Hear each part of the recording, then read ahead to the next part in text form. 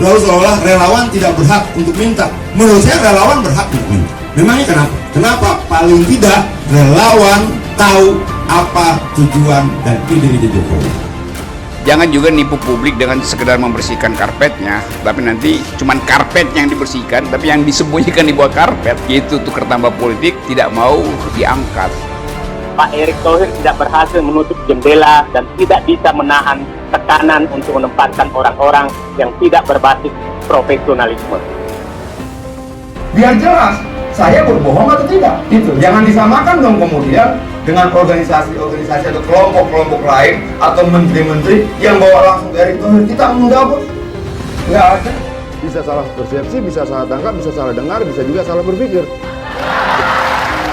Bukan, dia mau sampaikan itu bahwa banyak sekali kelompok di sana yang kemudian membenci orang tapi dibungkus dengan kata saya oposisi. Kemudian mencaci maki orang dibungkus dengan kata ini demokrasi. Membenci orang suka-sukanya, menghina orang dan katakan kebebasan berbicara. Adalah cara mengakali aturan yang ada. Baik, ada jawab. Nah, saya mau jawab lagi, bukan mengakali. Tidak ada dalam Perpres ini bicara tentang mengakali. Mengakali itu tafsiran Fadlizon.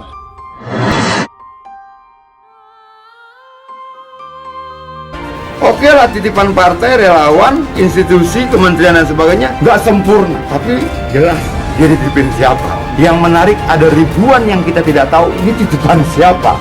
Mafia kah? Siapakah yang selama ini nyinyir terus terhadap pemerintahan Presiden Jokowi? Adalah Rocky Gerung, Fadlizon dan juga Said Didu. Ia menyoroti segala hal dalam pemerintahan Jokowi, mulai dari ekonomi, kemanusiaan hingga politik. Namun, kali ini Adiana Pitupulu berhasil membungkam ketiganya dalam satu waktu. Sekjen Perhimpunan Aktivis Nasional 98 atau PENA 98, Adiana Pitupulu mengatakan polemik sukarelawan Jokowi di BUMN kembali mencuat di berbagai media massa dalam seminggu terakhir. Menurutnya, aroma penolakan terhadap masuknya sukarelawan Jokowi di BUMN malah disampaikan pihak-pihak yang sejak pemilihan Presiden 2019 lalu berseberangan dengan kubu Joko Widodo Ma'ruf Amin. Di antaranya dia menyebut nama Fadlizon, Rocky Gerung, dan Said Didu. Saya tergelitik berpendapat, berbagai data dan penyumbang kritik dalam rangkaian polemik tersebut, ujar Adian dalam keterangannya pada Minggu 8 November 2020. Politikus PDI Perjuangan ini kemudian menyebut, pihak yang tidak mendukung Jokowi di Pilpres 2019 lalu saja boleh meminta posisi di BUMN.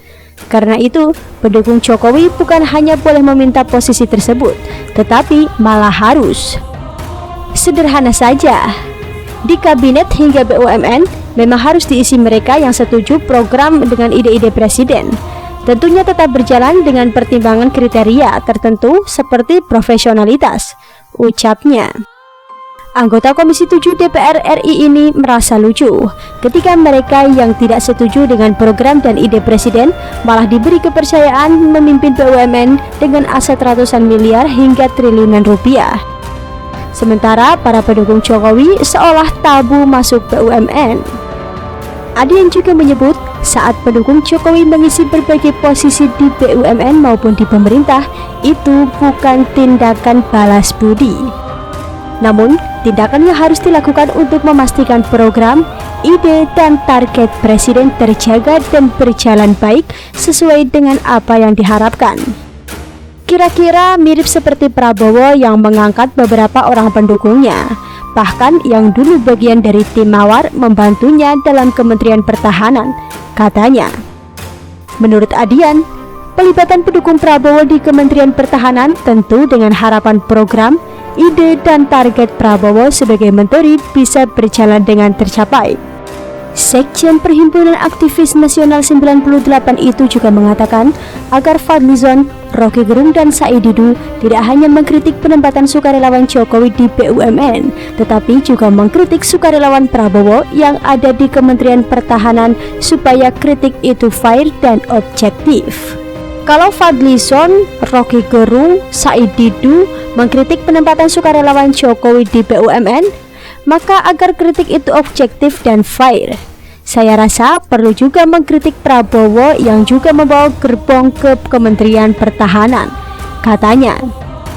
Pentolan aktivis 98 ini menegaskan, jika Fadlizon, Rocky Gerung, dan Said Didu tidak berani mengkritik Prabowo, sebaiknya tidak usah berisik terhadap keinginan sukarelawan Jokowi mengisi posisi di BUMN. Adian mengatakan, ada dampak yang kurang baik jika mereka yang tidak setuju dengan program dan ide presiden ditempatkan mengelola BUMN. Antara lain, BUMN cenderung tidak akan produktif maksimal sesuai keinginan presiden karena sudah terjadi pertentangan, bahkan penolakan terhadap program, ide, dan target Jokowi. Adian mengakui mungkin saja mereka tidak mendukung Jokowi ditempatkan untuk mengelola BUMN, namun harus setuju terhadap program, ide, dan target presiden.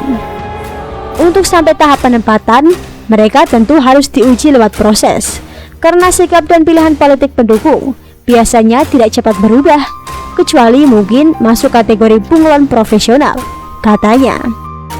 Adian kemudian memperkirakan jumlah posisi di BUMN yang mungkin bisa diisi berdasarkan kewenangan eksekutif. Dia mengasumsikan ada 1.200 perusahaan BUMN, baik induk, anak, dan cucu. Masing-masing memiliki 3 direksi dan 3 komisaris. Maka paling tidak ada 7.200 posisi untuk mengisi direksi dan komisaris BUMN.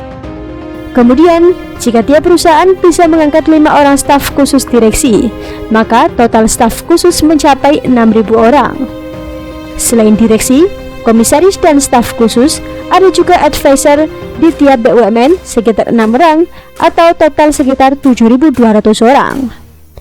Jadi, total posisi di BUMN bisa ditentukan oleh eksekutif adalah 20.400 orang. Jika 20.400 orang itu loyal kepada presiden, maka jumlah itu adalah kekuatan yang luar biasa besarnya, yang seharusnya mampu untuk merealisasikan ide-ide besar presiden, tuturnya. Namun, yang terjadi bisa buruk bagi BUMN jika jumlah itu diisi mereka yang menolak program, ide, dan target Jokowi. Di sisi lain, jumlah besar itu juga bisa dimanfaatkan untuk menjadi tim sukses yang dibiayai negara. Jika Menteri BUMN-nya terobsesi dan berambisi menjadi calon presiden di 2024, akan tetapi tidak punya partai politik yang bisa jadi mesin politiknya, kata Adian. Dari sini kita bisa membaca bahwa ia sedang menyindir Said Didu. Dia menjabarkan data pemilih Jokowi tiap level di BUMN pada Pilpres 2019 lalu. Menurutnya, hanya kisaran 22% saja, sementara 78% sisanya tidak memilih Jokowi. Jadi, jika ada 7.200 direksi dan komisaris di BUMN, maka dari jumlah itu kira-kira 1.500 orang yang memilih Jokowi dan sisanya sekitar 5.700 orang tidak mendukung Jokowi atau tidak memilih Jokowi atau tidak setuju dengan program dan ide Jokowi, katanya. Menurut Adian, jika presentase yang dikemukakan masih sama dan berlaku sama hingga saat ini, bisa saja ada 5.700 orang di posisi direksi dan komisaris BUMN yang menjabat dan dibayar negara tetapi tidak mendukung program kepala negara. Harapan saya berangkat dari logika sederhana. Jika yang mengelola BUMN itu adalah mereka yang mendukung Jokowi, maka seharusnya peran dan kontribusi BUMN akan semakin besar, ucapnya. Namun, jika yang mengelola adalah mereka yang tidak setuju dengan program dan ide Jokowi, bisa jadi peran dan kontribusi itu akan semakin rendah. Siapakah yang selama ini nyinyir terus terhadap pemerintahan Presiden Jokowi?